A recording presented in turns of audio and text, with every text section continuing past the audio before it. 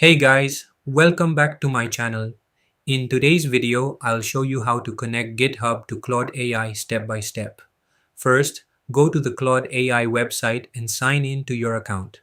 Once you're inside, look at the bottom left corner and click on your profile. This will open the account menu.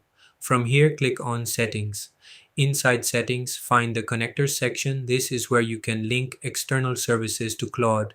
Now look for GitHub in the list of available connectors and click on Connect.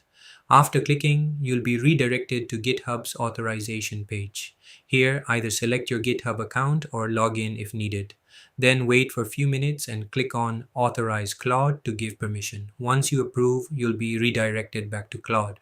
Now in the Connectors section, you should see that GitHub is successfully connected, and that's it.